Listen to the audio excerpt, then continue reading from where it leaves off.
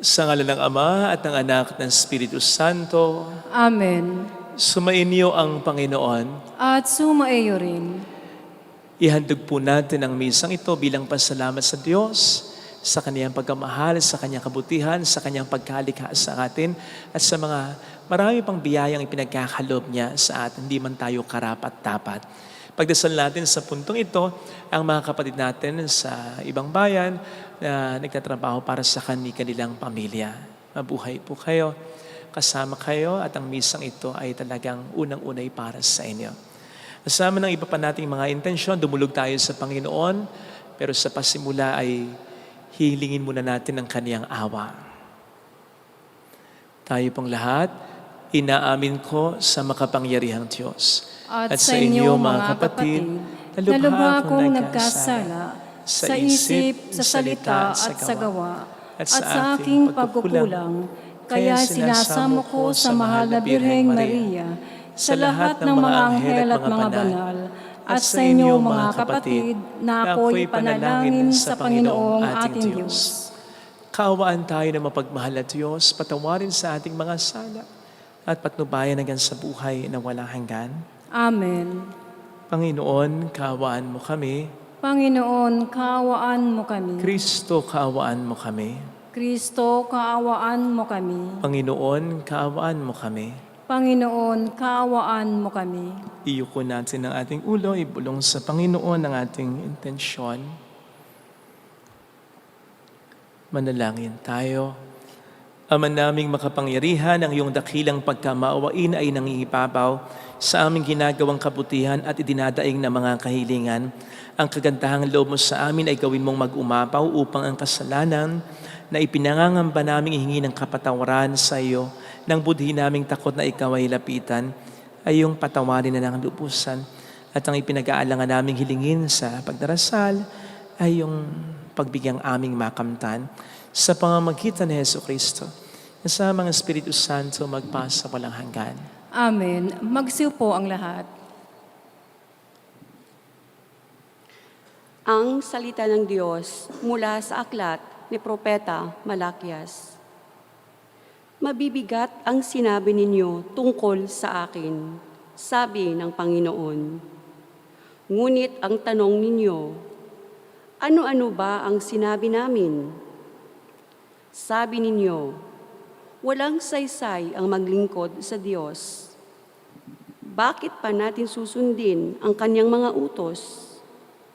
Bakit pa natin ipakikitang tayo nalulungkot sa nagawa nating kasalanan, gayong kung sino ang palalo ay siya pang pinagpapala? Hindi lamang iyon. Ang masasama ay nananagana at sinusubok pa nila ang Diyos sa paggawa nila ng kalikuan, ngunit hindi sila napaparusahan.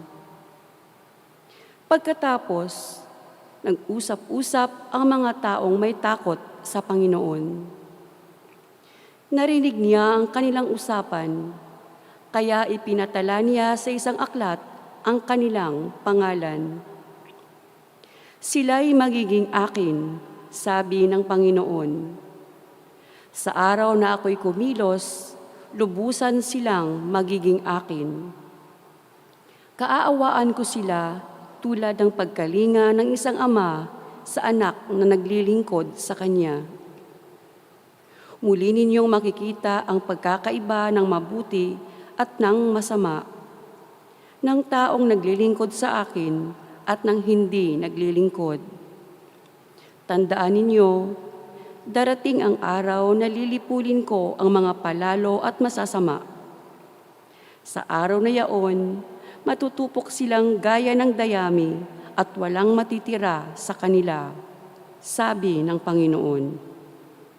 Ngunit kayo na sumusunod sa akin ay ililigtas ko at pagagalingin ng aking kapangyarihan na lulukob sa inyo gaya ng sinag ng araw. Ang salita ng Diyos. Salamat sa Diyos. Mapalad ang umaasa sa Panginoon tuwina. Mapalad ang umaasa sa Panginoon tuwina. Mapalad ang taong hindi naaakit niyong masasama. upang sundan niya ang kanilang payo't maling halimbawa. Hindi sumasama sa sinumang taong ang laging adhikay, pagtawanan lamang at hamak-hamakin ang Diyos na dakila. Nagagalak siyang laging magsaliksik ng banal na aral. Ang utos ng poon siyang binubulay sa gabi at araw. Mapalad ang umaasa sa Panginoon tuwina. Ang katulad niya'y isang punong kahoy sa tabing batisan. Sariwa ang dahot, laging namumunga sa kapanahunan. At anumang gawin ay nakatitiyak na magtatagumpay. Mapalad ang umaasa sa Panginoon tuwina. Ngunit ibang-iba ang masamang tao, ipa ang kawangis. Siya'y natatangay at naipapadpad kung hangi umihip. Sa taong matuwid ay Panginoon ang siyang mag-iingat, ngunit kailanman ang mga masama ay mapapahamak. Mapalad ang umaasa sa Panginoon tuwina. Magsitayo po ang lahat.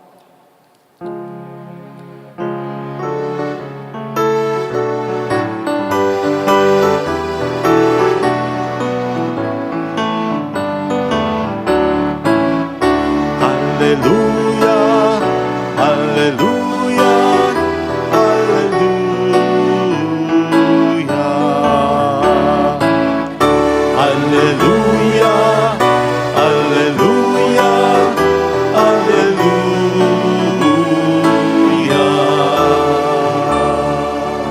Sumainyo ang Panginoon.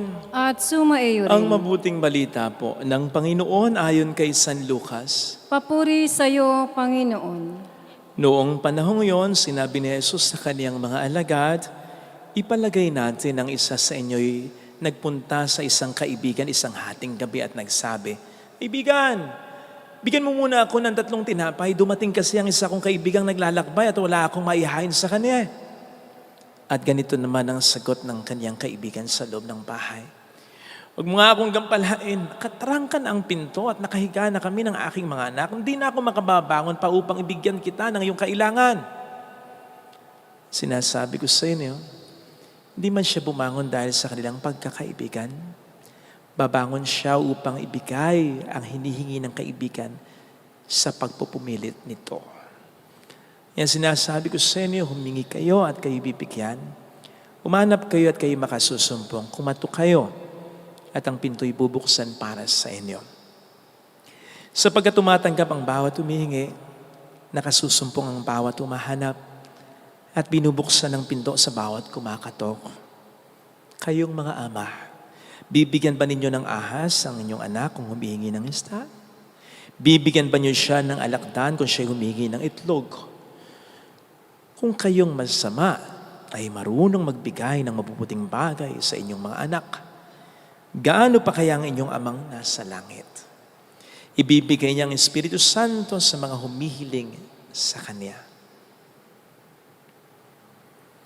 Mga kapatid, ang mabuting balita ng Panginoon. Pinupuri ka namin, Panginoong Heso Kristo. Narinig po natin sa ating Ebanghelyo ang talinghaga tungkol sa kaibigang nagpumilit para mabigyan siya ng tinapay ng kanyang kaibigang nasa loob ng bahay. Usually, kapag pinagninilayan natin ito, napakadali para sa atin na is-associate ang ating sarili sa nanghihingi ng tinapay.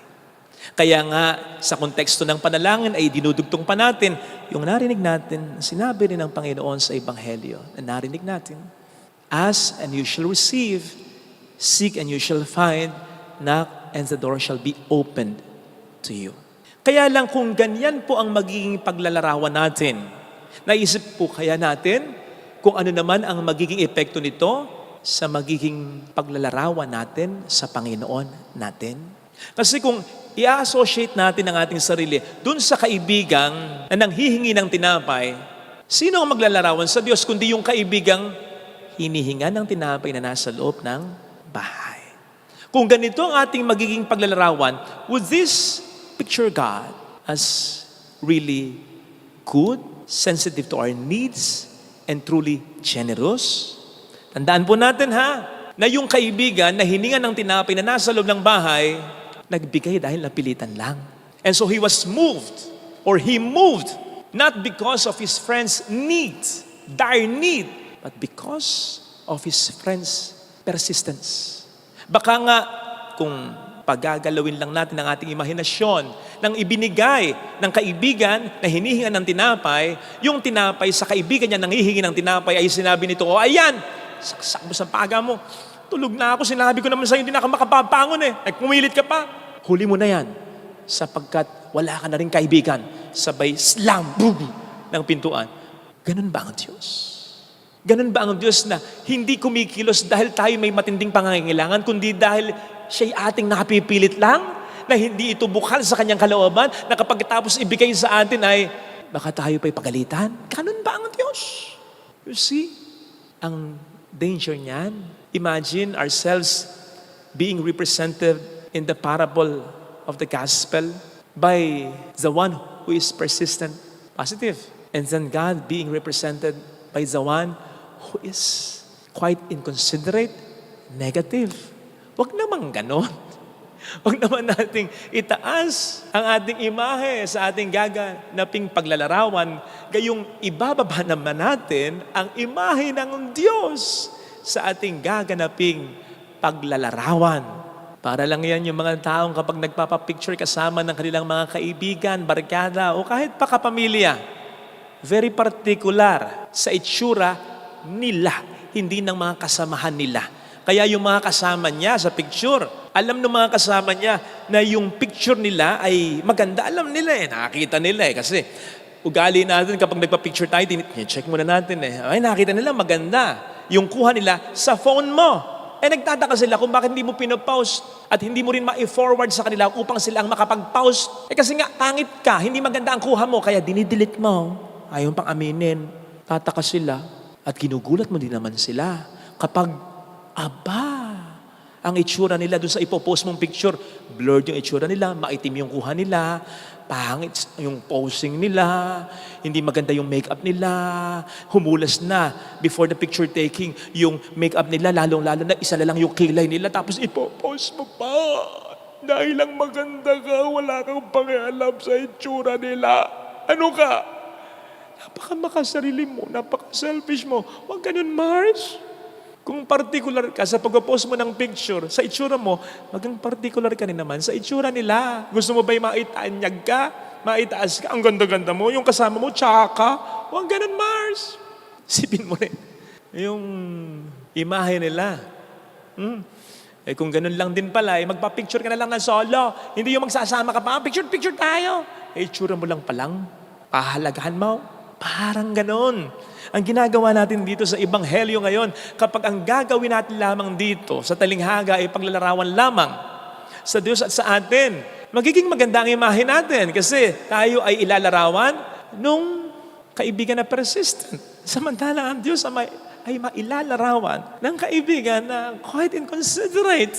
Besides, ang gamit po ng talinghaga ay hindi lang paglalarawan, hindi lamang ito paglalapat ng mga tauhan sa talinghaga sa Diyos at sa ating tunay na karanasan. Ang function din po ng talinghaga ay para maipakita minsan ang malaking kaibahan ng tauhan sa talinghaga at ng ating totoong karanasan, lalong-lalo na ang ating totoong karanasan sa Diyos. Halimbawa, sa Ebanghelyo po ngayon, hindi po natin ito dapat tingnan bilang paglalarawan sapagkat malalagay sa alanganin ang imahe ng Diyos pag ganyan. Dapat natin itong tingnan bilang pagpapakita ng malaking kaibahan ng tauhan sa Ebanghelyo sa tunay nating karanasan, lalong-lalo na sa tunay nating karanasan sa Diyos. Na para bang sinasabi ng Ebanghelyo ay ganire. Kung yung kaibigan na nagbigay ng tinapay na nasa loob ng bahay sa talinghaga ay nagbigay dahil napilitan lang, ang Diyos ay hindi ganyan sapagkat ang Diyos ay hindi napipilitan. At sino tayo para pilitin siya?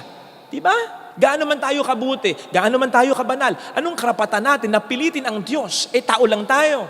Pinapakita rin na ito ang matinding kaibahan na kung yung kaibigan ay nagbibigay ng hindi bukal sa kanyang kalooban, hindi ganun ang Diyos. Kapag nagbibigay ang Diyos bukal sa kanyang loob, out of His kagandahang loob. Natutuwa ang Diyos kapag Binibiyaan niya tayo, pinagpapala niya tayo.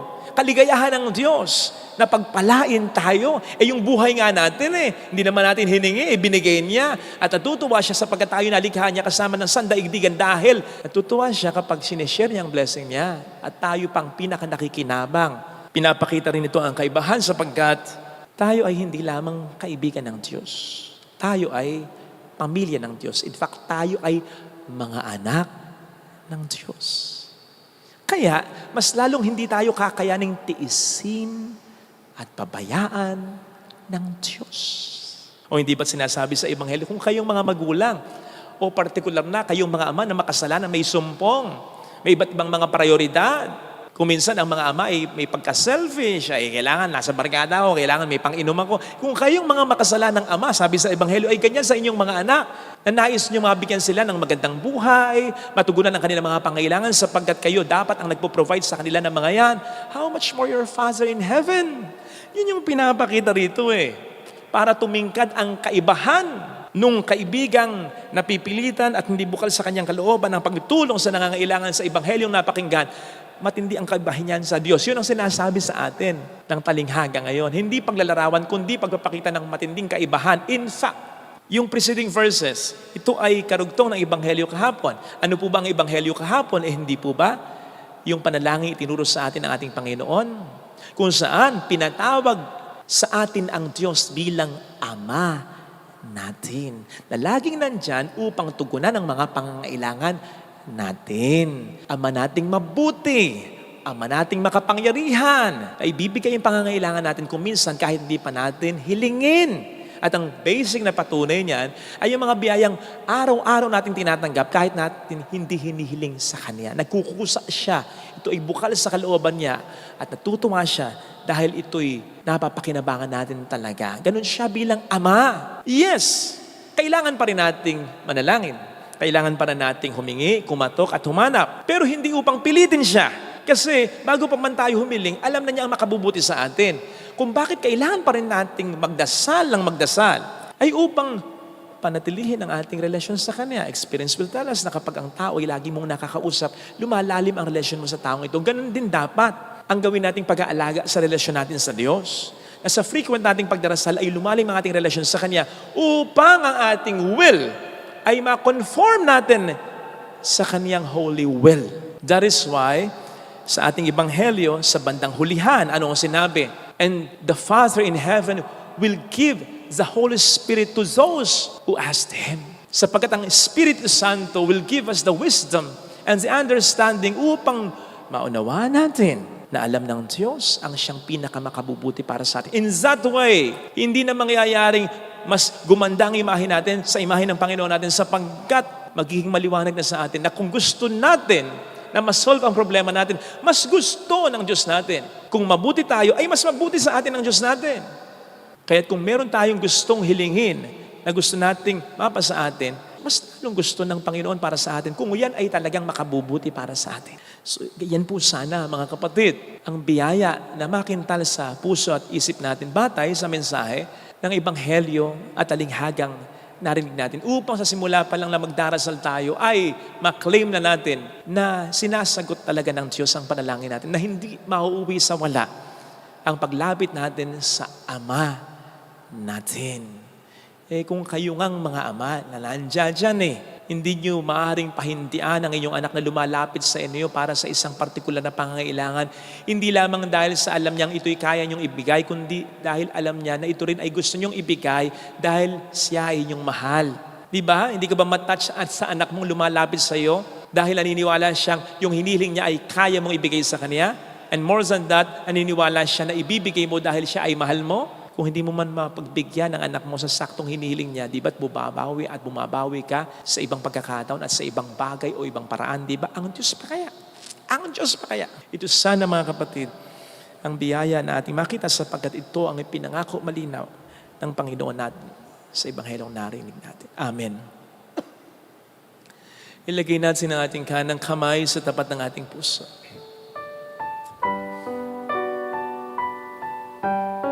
Awitin natin. Alam kong may magagawa ang Diyos.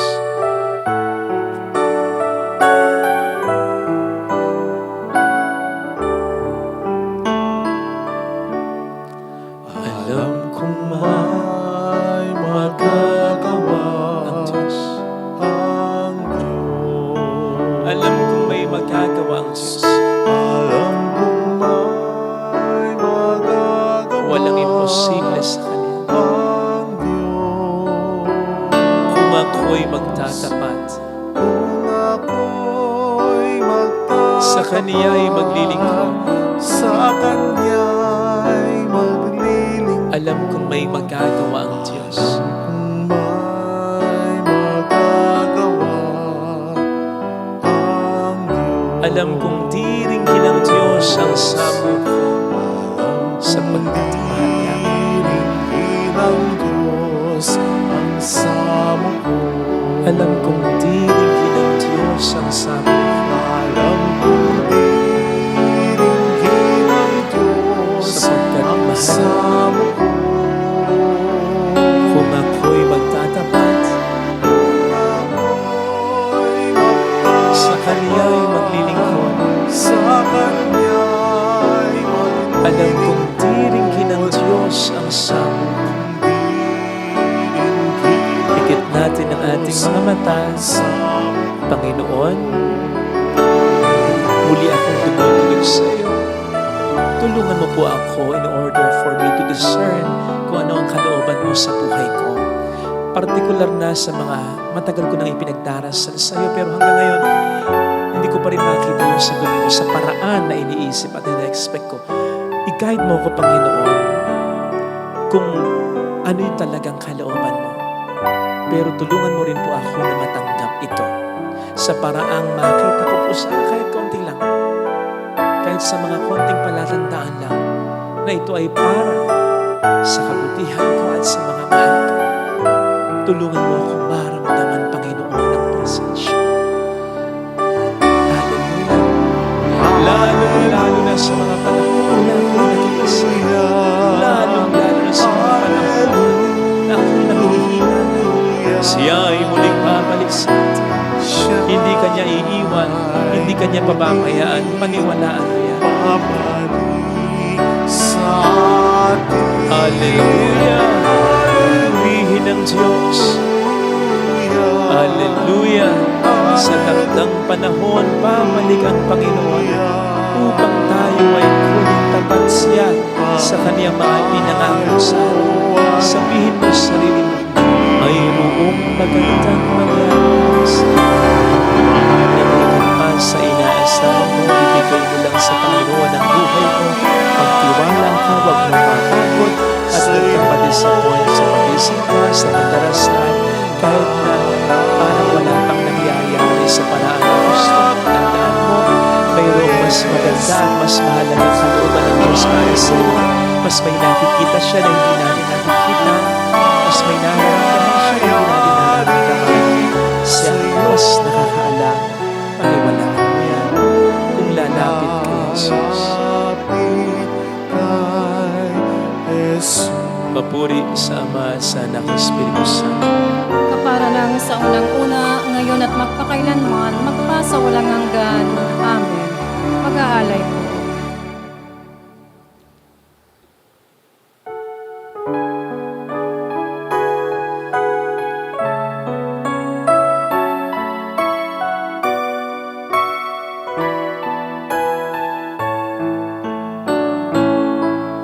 Nawa'y dali ng iyong anghel ang aming panalangin sa iyong tanghalan.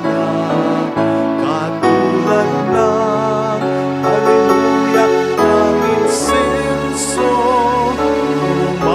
umakyat sa kalangitan. Handog namin sa inyo, Ama, ang tinapay at alak na ito. Ang bayang umaasang sumasampalang mahal Sa iyo. Manalangin tayo pang ating handog ay maging kalugod-lugod sa Diyos sa mga makapangyarihan. Tanggapin nawa ng Panginoon itong paghahain sa iyong mga kamay sa kapurihan niya at karangalan sa ating kapakinabangan at sa buong sambayanan niyang banal. Ama naming lumikha, tanggapin mo ang paghahain ng mga alay na iyong inihabilin at sa pagdiriwang ng dapat naming ganapin ang kabanalan ng iyong pagliligtas naway sumaamin. Sa pamamagitan ni Jesucristo, kasama pong Espiritu Santo magpas sa walang hanggan. Amen. Sumainyo po ang Panginoon. At sumaiyo Itaas rin. sa Diyos ang inyong puso at diwa. Itinaas na namin sa Panginoon. Pasalamatan ang Panginoong ating Diyos. Marapat na siya ay pasalamatan. Ama naming makapangyarihan, tunay nga pong marapat na ikaw ay aming pasalamatan. Sa iyong kagandahang loob kami iyong ibinungkod upang iyong maitampok sa kadakilaan mong lubos.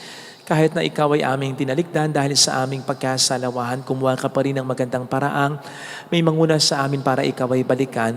Kaya't ang iyong minamahal na anak ay naging isa sa mga taong hamak upang may kapwa kaming makapagligtas sa aming pagkapahamak at pagkaligaw ng landas. Kaya kaisa ng mga anghel na nagkisiawit ng papuri sa iyo na walang humpay sa kalangitan, kami nagbubuni sa iyong kadakilaan. Santo, Santo, Santo, Panginoong Diyos ng mga hugbo, napupuno ang langit at lupa ng kadakilaan mo, o sana sa kaitaasan.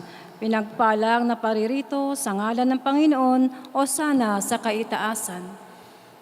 Ama naming banal, ikaw po ang bukal ng tanang kabanalan, kaya't sa pamamagitan po ng iyong Espiritu gawin mong banal. Ang mga kaloob na ito upang para po sa amin ay maging katawan at dugo ng iyong anak at sa aming Panginoong Hesukristo. Bago niya pinagtiis ang kusang loob na maging handog, ginawa kaniya ang tinapay, pinasalamatan kaniya, pinaghati-hati niya iyon, iniabot sa kaniyang mga alagad at sinabi, tanggapin ninyong lahat ito at kanin. Ito ang aking katawan na ihahandog para sa inyo.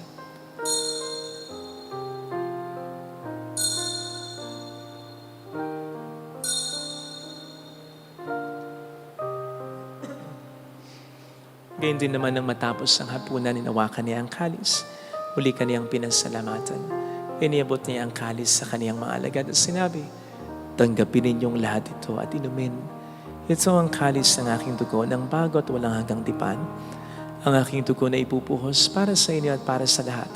Sa ikapagkapatawad ng mga kasalanan, gawin niyo ito sa pag-alala sa akin.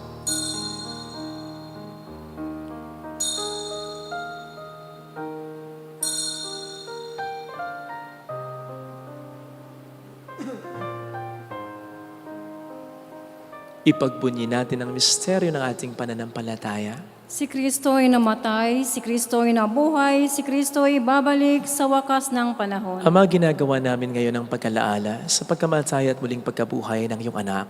Kaya hinialay namin sa iyo ang tinapay ng buhay at ang kalis ng kaligtasan. Kami nagpapasalamat dahil kami iyong minarapat na tumayo sa harap mo para maglingkod sa iyo. Isinasamo namin kami na magsasalo sa katawan at dugo ni Kristo ay mabuklod sa pagkakaisa sa pamamagitan ng Espiritu Santo. Malingapin mo ang iyong simbahang laganap sa buong daigdig, puspusin mo po kami sa pag-ibig. Ay San ni Francisco na aming Papa, ni Janice na aming Obispo at ang Tanang Kaparian. Alalahanin mo mga kapatid naming nahimlay nang may pag-asang sila'y muling mabubuhay. Kaawaan mo sila at patuloyin sa iyong kaliwanagan. Kaawaan mo at paging tapatin kaming lahat na makasalo sa iyong buhay na walang wakas. Kaysa ang mahal na birhan ng Lasalet, ang ina ng Diyos, isanuse ang kabiyak ng kanyang puso lahat ng mga banal na namuhay dito sa daigdig ng kalugod-lugod sa iyo. May pagdiwang nawa namin ang pagpupuri sa ikararangal mo sa pamamagitan ng iyong anak at sa aming Panginoong Jesucristo. Sa pamamagitan ni Kristo kasama niya at sa Kanya, ang lahat ng parangal, papuri ay sa iyo, Diyos samang makapangyarihan, kasamang Espiritu Santo magpa sa walang hanggan. Amen. Tumawag tayo sa ating mapagmahal na Ama.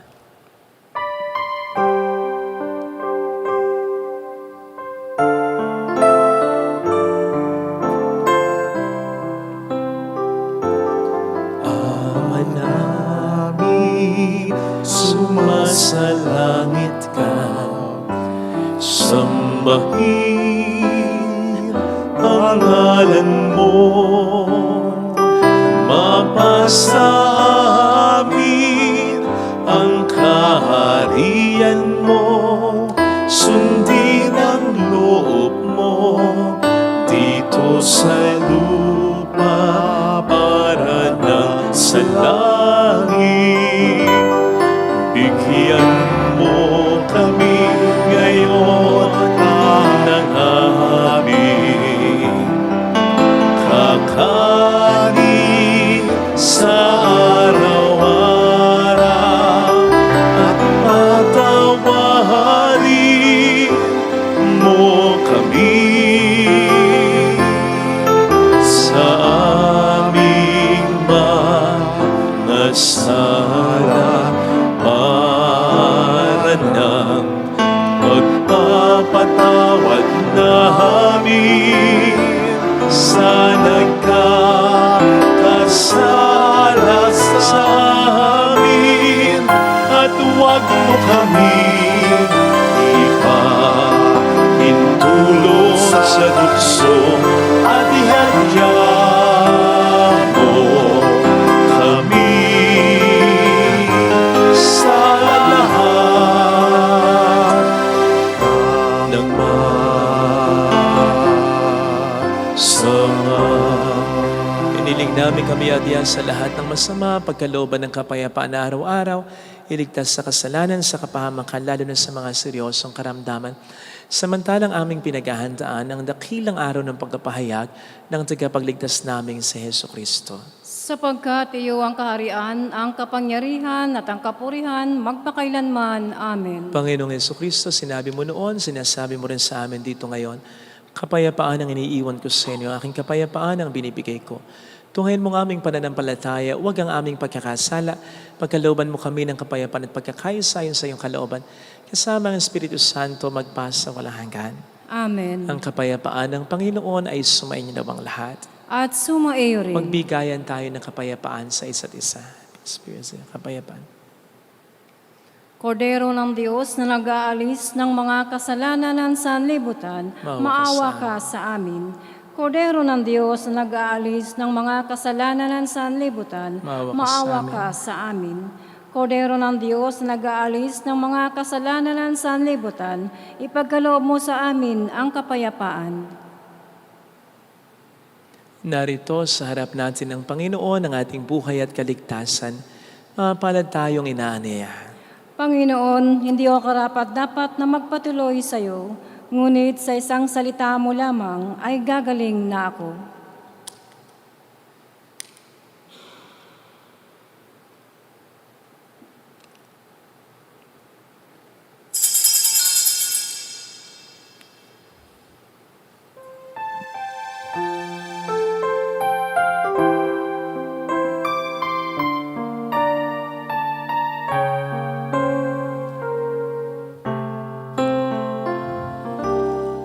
Panalangin para sa espiritual na pakikinabang.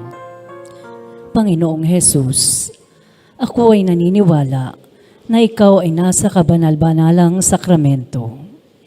Iniibig kita ng higit sa lahat at ninanasa kong tanggapin ka sa aking kaluluwa.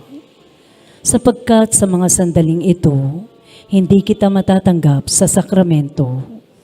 Tumuloy ka sa espiritu sa aking puso. Niyayakap kita na parabang naririto ka na.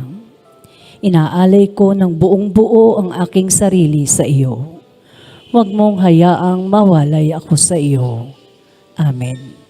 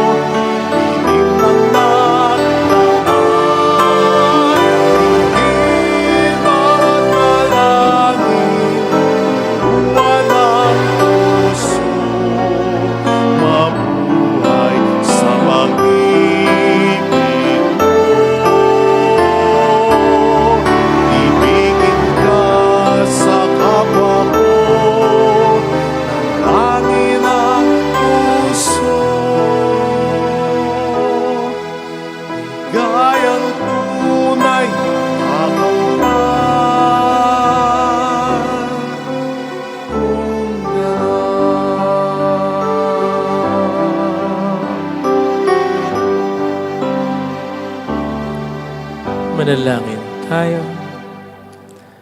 Ama naming mapagmahal, ipagkaloob mong sa pag-asalo namin sa pagkain inuming banal, kami ay maging katawan ni Kristo na aming tinanggap sa banal na pagdiriwang. Sa pamamagitan niya, kasama ang Espiritu Santo magpasa walang hanggan. Amen. Holy God, Holy Mighty One, Holy Immortal One. Have mercy on us and on the whole world. Holy God, Holy Mighty One, Holy Immortal One. Have mercy on us and on the whole world. Holy God, Holy Mighty One, Holy Immortal One. Have mercy on us and on the whole world. Jesus, King of Mercy, We trust in you. alalahanin, Alalahanin, o mahal na Birhen ng Lazaret, ina ina ng ng pag-asa. pag-asa. Ikaw ang nagpaalala sa aming magbalik loob sa Ama. Ito ang nagpapatunay na ang kagandahang loob mo ay nanatiling busilak. Sa pag-aaruga mo sa amin, tungkulin mo'y tinupad. Sa paanan ni Kristo, itinuring mo kaming mga tunay mong anak. Kaya ninais mong ni isa'y huwag mapahamak. Maging sa iyong walang tigil na pananalangin, pati luhay pumatak. Huwag namang mawala ng saysayang iyong paghihirap. Hiling nawa namin sa iyo, o aming inang liyag, na matapos ang pakikibaka namin sa mundong ito, at sa pananatili naming tapat kay Kristo, sa kapurihan mo'y makibahagi kaming ganap, upang kung nasaan ka ngayon, ay maparoon din kaming lahat, at ang kaganapan ng kaluwalhatian ng Diyos Amay tuluyang matupad, siya'y nawa. Mahal na Birhen ng Lazaret, tagapagkasundo ng mga makasalanan. Ipanalangin mong walang patid, kaming mga dumudulog sa iyo. Maraming salamat po sa patuloy niyo pong pagtulong sa aming parokya. Partikular, pasalamat po sa mga kapatid natin, kababayan sa ibang bayan, nagtatrabaho para sa kanilang pamilya at isinasama ang ating simbahan na para sa inyong mga tinutulungan. Para po sa inyo ang laso na pulang ito para sa mga sakripisyo. Mabuhay po kayo. Sumayin niyo ang Panginoon. At sumaiyo rin. Pagpalain kayo kasama ang ating pamilya na mapagmahal na Diyos ng Ama at ng Anak at ng Espiritu Santo. Amen. Umayo tayo sa kapayapaan ni Kristo. Salamat sa Diyos. Salamat din po.